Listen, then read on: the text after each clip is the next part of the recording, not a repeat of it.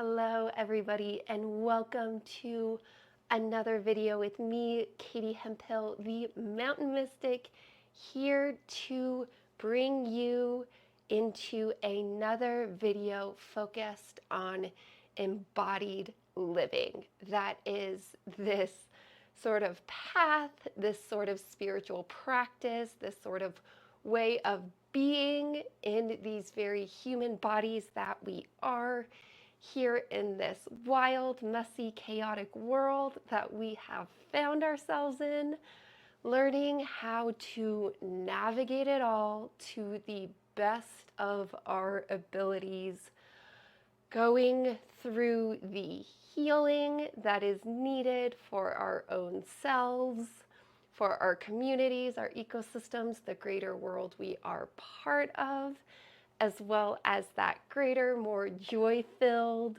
fulfilling transformation that we are all seeking. So just a little look for those of you who are new, or for those of you who are looking for a little reminder or a little deeper look at what it is we are doing here in this sort of wild territory that, again, I'm speaking to as embodied living, which, on one hand is a very general term, a term that I think in a lot of ways has sort of been overused, but I continue to use it because it holds this power to get right to the heart of what we're really trying to do. Or more so maybe the heart of what we're here to remember in this wild time in history we found ourselves, a time when, to a great degree, we have more knowledge, more technology than ever, and in that way, our lives are easier and more abundant than they have ever been. And at the same time, we are facing a series of crises, right? We have, this sort of healthcare crisis that was the first real challenge I found myself in as a biomedical engineer, really focused on human health and the whole crisis around chronic disease and just the tendency to feel so lousy in our bodies, right? We also have a mental health crisis with anxiety, depression, and other ailments at just extreme rates. Meanwhile, we are facing ecological crisis with climate change and ecological collapse. It's one that makes me turn my head and look out the window at just the complete loss of forest that I've experienced here in my own hometown forest across my lifetime. So many great, massive problems we are facing today at a time where, again, this abundance, right? This abundance of knowledge, of technology, of access to solutions to solve our problems is greater than it's ever been. And it's this sort of twofold, right? This how do we hold space for both? Both the level of extreme crisis we are facing and this level of abundance that we are facing, or that we have access to today. And how do we navigate, this dichotomy, this kind of pole, two different ends of a pole of one on one level, this mass suffering, and on another level, this mass opportunity for joy and fulfillment. And it's this wild, wild time we live in, right? Where we get to figure out our own path through it, right? How do we discern? How do we make choices as we walk through life each day, right? Each day when we are faced with so much noise out there calling to us, put your attention here because this is where it's important. No, put your attention over there because that's what's important. Meanwhile, we're just here trying to live our own busy, chaotic, often overly stressful lives. And it's how do we do it all? So with that, inviting you to take a breath here. I just came at you with a whole lot of fire. I'm a little bit fired up here at the beginning of the year as I'm recording this episode, and a little bit of that new energy, that wave of exciting potential for the new year. We also finally got some snow today. It has been dry this winter and it is heartbreaking. We finally, after weeks and weeks and weeks, got some snow today, and whenever it snows, the energy of snow just lights me up and brings me so much energy. So coming at you with a whole lot of energy here as we're opening up, and now inviting us to kind of take a step back, become a little bit more grounded into self. Okay? And to do that, you can find your seat in the chair you're seated in. You can find your feet on the floor. Really just feel into the physical sensations that ground you into the here and now, telling yourself that you are here in this body you are in, as this human being that you are at this moment in time. Taking a few breaths, breathing down into your body, these deep grounding breaths. And in this way, becoming grounded, becoming centered in self. From this space, let's continue to talk about this path of embodied living from this more deeply grounded, present space. Just another breath here. I'm feeling I need one more breath here, and maybe you do too.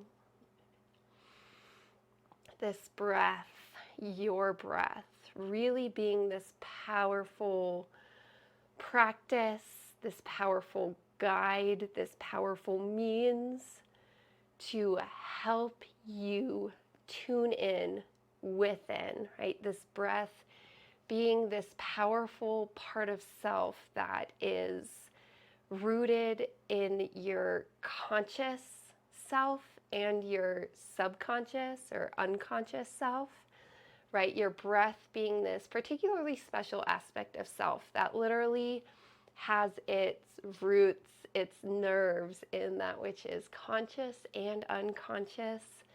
It being this powerful vehicle and guide, practice, whatever word resonates with you there, so that you can become conscious, right? Become conscious, hold this intention to ground in.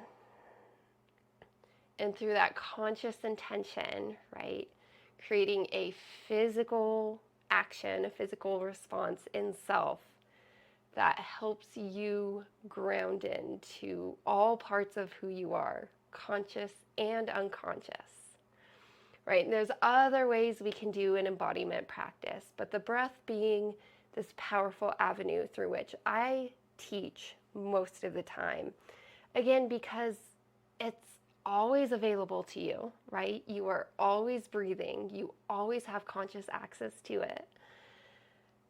And the breath with both this conscious and unconscious kind of roots, connections, network. It helps you to tap into all these different aspects of self, more so than any other embodiment practice that I'm aware of at this point in time. So little nod to the breath there, its power, its potency, helping us become a little bit more conscious, a little bit more connected, a little bit more grounded, focused, present. So with that, let's turn back to this concept, right? This idea, this phrase that I'm working with today in an attempt to explain what it is we're doing here. This embodied living path.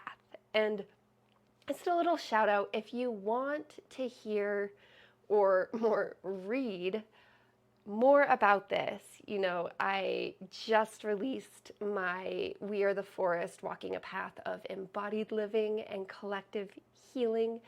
It's like a 30-something page little ebook. Inside, you can read more about my whole philosophy, my whole practice. And in there, you get to explore. There's something like 10 plus guided practices in there, ranging from breath work to yoga to meditation to just some fun creative experiences that I speak to as a walk through the forest. Fun little creative ebook there that also speaks to the heart of this embodied living philosophy as I teach it. So a little shout out there. I'll put the link below. Okay. I think we're ready for it. I think we're finally ready to get into some more conversation. What I want to speak to you today about this embodied living path. I was, writing more about it today. And what I was speaking to today that I want to bring through for you today is the significance of this point in time for us to all gather around, join in, say yes to these practices, embracing this philosophy. And yes, it has everything to do with what I opened with today, right?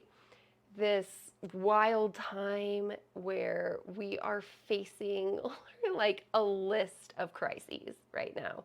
Right? It's serious in a really dark way. And if we don't do something about it, right, we are not only just heading down one path, but a series of paths that are really dark and scary. And that's not, I don't at all say that to like scare you, but I say that to get your attention, to call you in, to invite you into these grounding breaths, to become present in a grounded, focused way, because this is real and this is serious.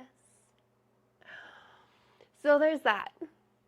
And then there's the other piece I want to speak to today, right? Getting to, why embodiment? Why have I found my way here, right? After, kind of a decade of looking around, holding space for like, where can I best serve? Like, where in the world am I most needed? Where in the world are we all most needed, right? Where in the world, where in our lives can we best put our time, our attention, our energy? And, searching down different paths, right? First thinking it was in human health, in physical health, where I could best serve. And kind of from that space, diverting from the world of medicine over into nutrition and health coaching. And from that space, sort of having a bit of a wild awakening and being pulled over into the spiritual world, right? The world of yoga, the world of meditation, the world of priestessing that I've now found myself in. And what it is actually has nothing to do with anything new, right? When I pursued the path of science and engineering and technology, right, it was all about innovation. It was all about calling in the new, right? Because here as we live in these modern human beings that we are, right, living this grand narrative that we are here, chasing progress and chasing technological advancement, chasing new knowledge, chasing new technology, all the newness, all the excitement in what is up there, ahead, brighter, more exciting. And following all these different paths that were, held this underlying narrative, coming to a realization that maybe what we need isn't to find the right path along that narrative, but maybe what is needed is actually a returning to, or else a remembering of what already is. So as we've we as a collective humanity have been following these narratives for hundreds, thousands of years, right? These progress narratives. We've been, again, chasing greater, newer, more exciting ideas, newer technologies, advancements in that way. All the while, yes, we've been receiving so many gifts that have come from that path. Yes, owning and honoring all the gifts that have come to us through technological advancements and, the receiving of new knowledge. Yes, it's amazing and something to be honored. And also, along the way, what have we forgotten? Or else, what have we actively lost or disconnected from, right? What have we lost or actively disconnected from as we have put so much of our attention moving forward? What have we allowed ourselves to forget? Or another way to put this would be, as we have actively pursued these progress narratives, what have we been actively taught to disconnect from? Right? So disconnection. When, I speak a lot to, we have this whole list of crises we're facing, right? Our physical health, our mental health, emotional health, spiritual health, ecological health, right? The health of our world on all these different levels are in crisis. And yes, we can look at each one individually and sort of break it apart, right? Ecological health is a problem over here. Physical human health is a problem over here. Mental health is a problem over here. What happens if we start to actually look at it all as different manifestations of the same festering root system? And it's this way that I've really started to see it all, right? And the question is, what is underlying all of these issues in this one festering root system?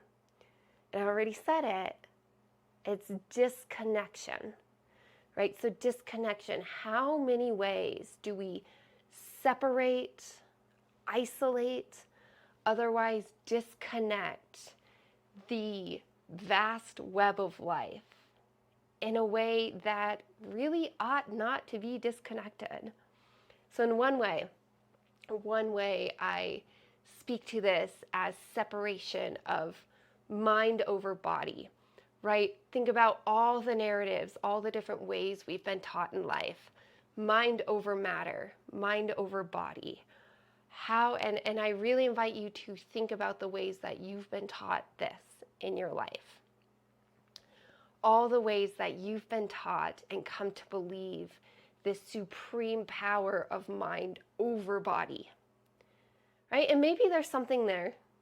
Maybe there's something of value in those type of lessons or narratives. And at the same time, what happens when we separate, right? And I literally think of like a head getting cut off, separating mind from body, mind over body. Well, when we separate mind from body, right, this disconnection, will we lose out on the ability to be in tune with our bodies in the way that we are designed to, right? We're human beings. We are human bodies. At our root, we are these human bodies. And so when we live any sort of narrative that is separation, right, we're disconnecting from all these pathways that exist for reasons to keep us healthy. Mentally, physically, emotionally, spiritually, we exist as a whole human self, whole human being, whole human body. So any narrative that is speaking of mind over body starts to create a rift, a disconnection. And take this to the world we live in, where again, how many narratives have we been taught, whether it's religious, whether it's, academic, whether it's, I'm a athlete, so how often in the athlete world do I hear this mind over body narrative, right? In science, oh my gosh, how much I was taught to separate my thoughts, my analytical reasoning from any felt connection to the world, from any emotional or energetic experience of this world. And again, sometimes these narratives serve a purpose.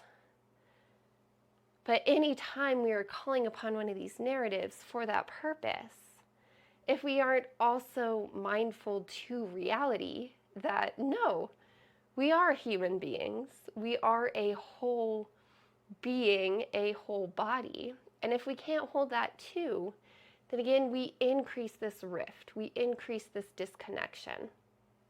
So let me take this to a practical result, right? A practical manifestation, right? So I worked for a long time in the world of nutrition, right? Health coaching. This was after I graduated as a biomedical engineer. I didn't really want to pursue a traditional biomedical engineering path. So I took my sort of researcher skill set and applied it to understanding human nutrition, right? Why are we so unhealthy physically in this modern world we live in? And how do our nutritional choices drive the progression of poor health as we know it? And so in pursuing this question, right, everything, right, all the models, all the teaching models, all the theories really had to do with our ability to control what we eat, right? To make decisions based on reason, logic alone. And, watching, witnessing, and experiencing for my own self how this was applied, right? How this manifested in people who were actively trying to change their diet to become healthier. Well, what I witnessed and experienced for my own self, again, under this narrative of what we're doing here is a mind over body. We are calling upon these narratives that tell us that logic and reason is what is going to drive an outcome. And again, holding the both and, that there is something to that. There is a time and place to hold logic and reason and our ability to think through problems and use our willpower to create change. But again, when that is the whole narrative, what happens is, again, this separation. We don't go through life sensing, feeling, being present to our bodies when we live that narrative. And in this nutrition example, when we go through life in this way, what I witnessed and what I experienced wasn't positive health outcomes. What I experienced was actually kind of disaster. Like, I myself just found myself anxious, feeling overly stressed around food choices. I found myself, in this building of anxiety, building of stress, like less in tune with self, less in tune with my ability to receive the nutrients that I was consuming and stay grounded and discerning and actually able to make those right choices, right? Now, I know we found ourselves down a little bit of a rabbit hole, but I hope this example serves, because I know it's one that we're all pretty familiar, right? Whether you're like an active dieter and have tried that out a lot in your life, or, we're all aware to some degree of how food and this whole diet culture, right, just kind of messes with us. It really kind of messes with our heads, adds stress, and just doesn't work in the way we want it to. And again, getting back to this same festering root system, that is the narratives that disconnect, right? Mind over body. Well, what if we were to approach nutrition and healthy eating by sensing and feeling into self. And again, the embodied living path has nothing to do with throwing out the mind. It has nothing to do with throwing out logic and reason and knowledge and science. It was about holding all of it in a space where we are grounded. We are grounded. We are present in this felt connection to self. What happens if we make our dietary decisions from this space, consuming a meal where we're grounded, where we are present to how we are feeling before, during, after eating that meal, where we are establishing connection with the food we're eating and its effects on our bodies, while also holding knowledge of the nutritional value of foods, right? So in this case, bringing to you a whole sort of integrated way of walking through the world to making decisions while also being in an experience of the thing itself. Now take that and apply that to any walk of life, anything at all, whether you're deciding what job to apply for or whether or not to say yes to a job, whether you're choosing what book to read or podcast to listen to, whether you're, starting up a running routine or some other, like a gym routine or any sort of physically active sort of practice or routine, right? Any walk of life, if we can approach it, enter into it by, yes, calling upon knowledge. What's the science? What are other people's experiences, right? What's all the data you have to point you in a direction?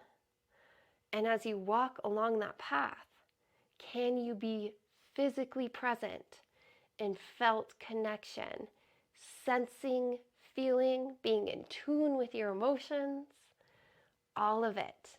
And this here's the great intelligence of the human body, the great intelligence of the human self. You as a whole integrated human being have all these different ways to interact with the world. Yes, interact with the mind through books, through research, through data. Yes, interact through the world, through sensing, through feeling. Be in tune with your emotions because those are going to tell you how you are responding, how you are receiving everything in the world. So taking another breath here, taking one more breath here, kind of allowing that all to settle. We're going to start to close down for today. We close this conversation for now, right? Knowing there's always so much more to speak to here.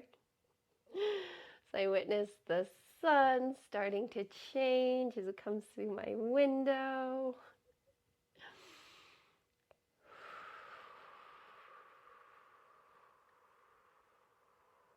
Sensing that completion, that this is a good point for us to stop at.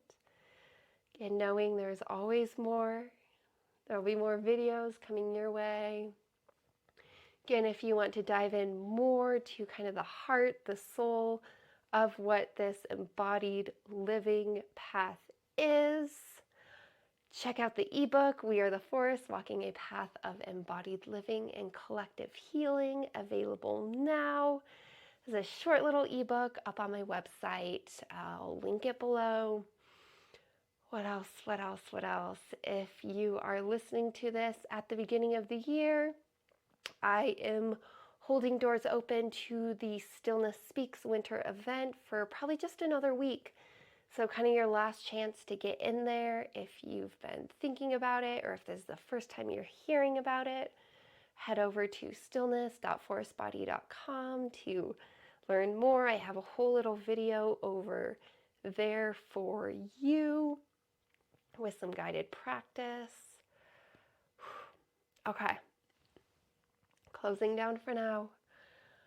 I thank you so much for joining me today. If you haven't yet, hit that subscribe button, hit that like button, share it with your community. Okay. Once more, thank you for joining me here today, and I look forward to catching you next time.